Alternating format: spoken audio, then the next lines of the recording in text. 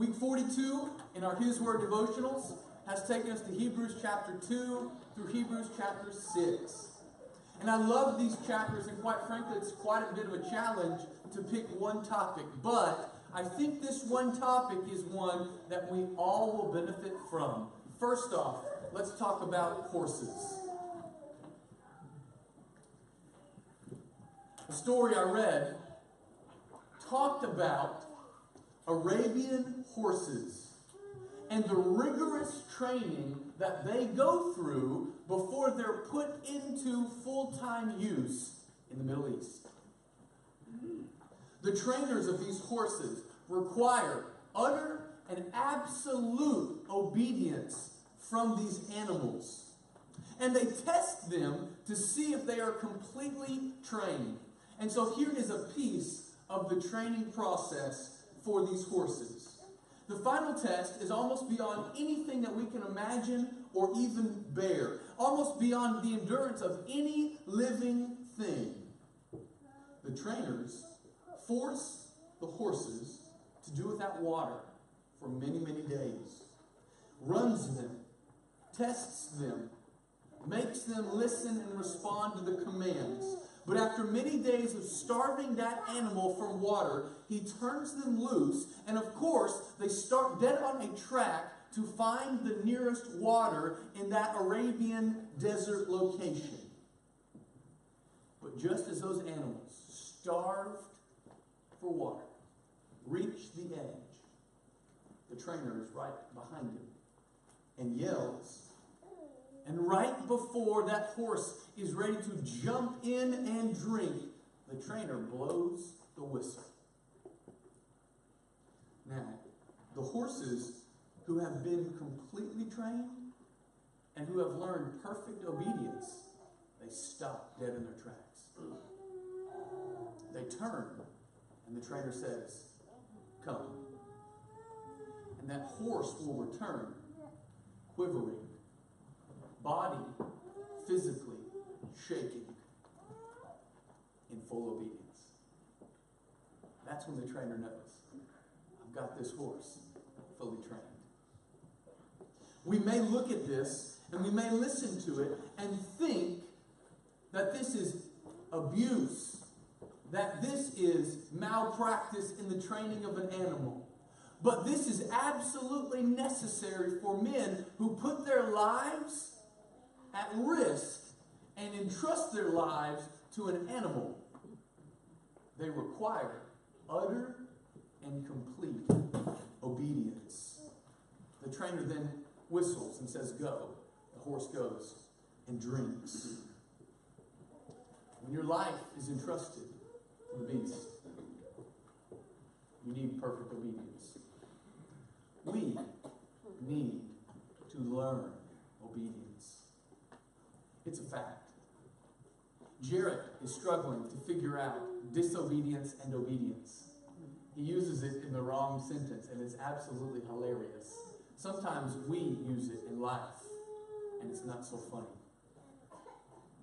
Jesus, in Hebrews chapter 5, verse 7 and 8, and that's the text that I want us to go to. Jesus is one who had to actually learn obedience. I don't know if you knew that or not. The text, as I have it behind us, says and goes as follows. In the days of his flesh, when he had offered up prayers and supplications with vehement cries and tears to him who was able to save him from death, and was heard, listen to this, because of his godly fear, though he was a son, yet he learned obedience through what he suffered. I have been fascinated by that verse for quite some time. Because the fact is, Jesus had to learn obedience. Because he became human, it wasn't natural for him to obey. Are there any of us in the audience today, or no, rather, we are worshiping an audience of one. Are there any of us in the congregation today that had to learn obedience? I know each one of us are still in the process of learning obedience. Jesus had to learn obedience. I know that from many different texts. One popular one, including Luke 2:52, which says that Jesus grew in wisdom and stature and favor with God and men. He had to grow in wisdom. He had to learn what it was to be obedient. But how did he learn that obedience? Through what he suffered. Why do I think this lesson can apply to everybody? Because each one of us has suffered in some way. I think there are 3 ways in which we learn obedience, particularly pertaining to suffering: change, isolation, and then suffering. Jesus learned obedience, and this idea of learning obedience is one that comes from cognitive awareness. It's one from experiential growth. It doesn't just happen at the snap of a finger or the flip of a switch. We learn as we go and grow through change, isolation, and suffering. So, have we learned obedience through what we are going through? Through the experiences of life, change, isolation, maybe even suffering. I want you to know, as you hurt and as you experience pain in this world, it is not useless. There is, in fact, a great purpose for what we deal with. And I believe the purpose is this: learning to trust in God. Jesus went through that process, and he came out in the end, trained, learned, and obedient to the Father. And I hope that we can as well. How does God teach us obedience? I've said it this way: change. I am fully convinced that God teaches us obedience, and we go and grow through things in life to learn obedience, change, in the stages of age. Your childhood to your teenage years, to the 20s, the 30s, into childhood and rearing and training, into the empty nest place and stage of life. And maybe that may not fit you. But at some point in time, as your age changes, so do you, and that's tough. As age changes, are you learning to trust in God more because you can't trust in yourself as much? I'm not going to talk about memories and physical abilities. Just the natural changes of life. How about your home changes? How about job changes? Who in here enjoys change? Some of us do. I would imagine the majority of us don't. We like it to stay the same. Why? Because we gain comfort in routine. But when routine changes, guess what we lean on? Hopefully God. I think God uses change to teach his people to trust. I think God not only uses change, I think God uses isolation.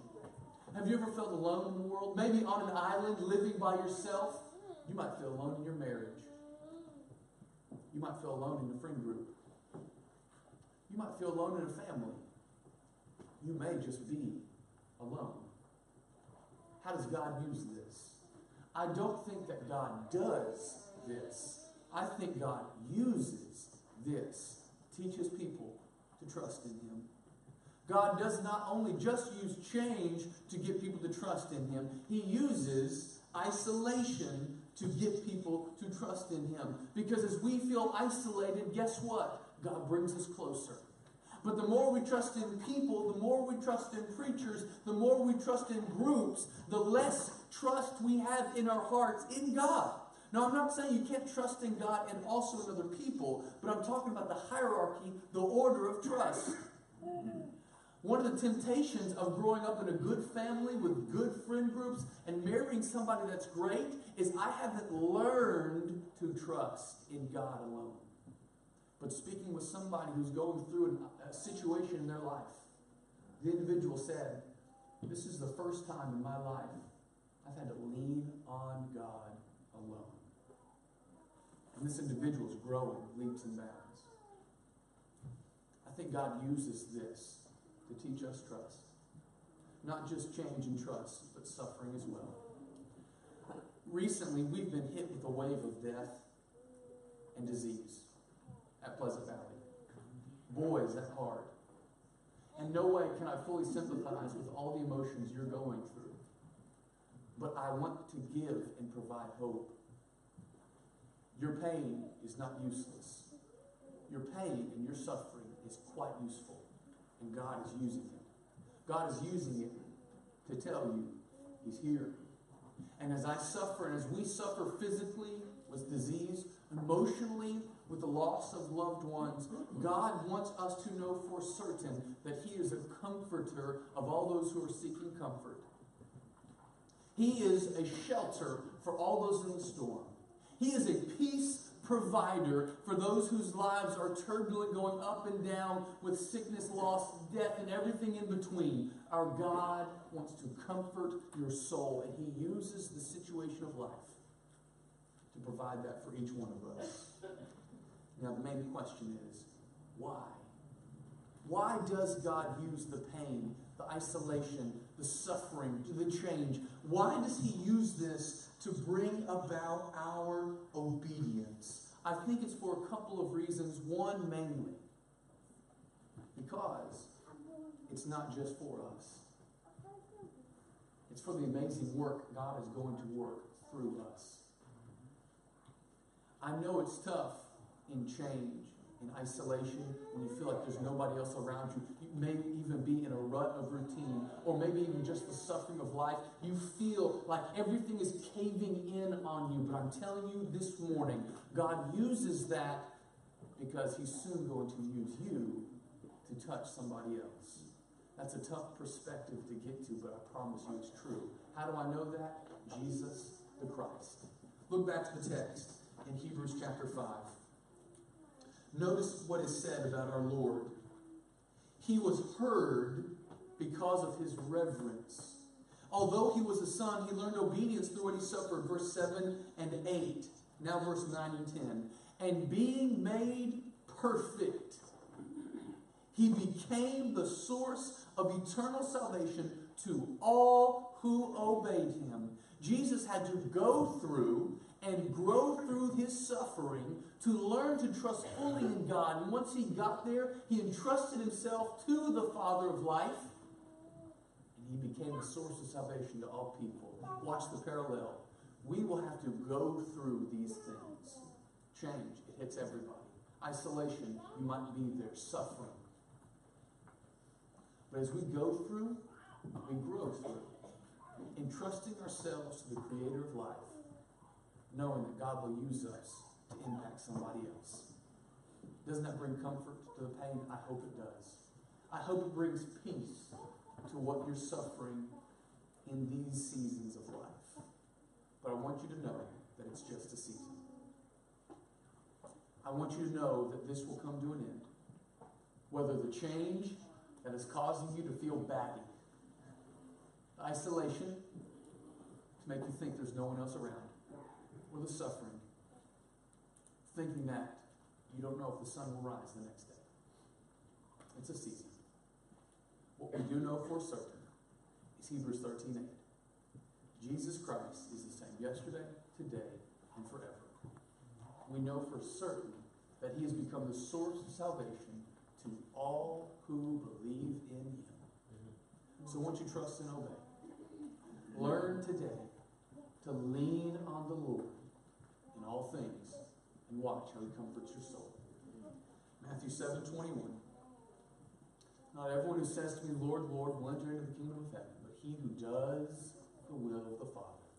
You can't do until you obey. So will you trust and obey this morning?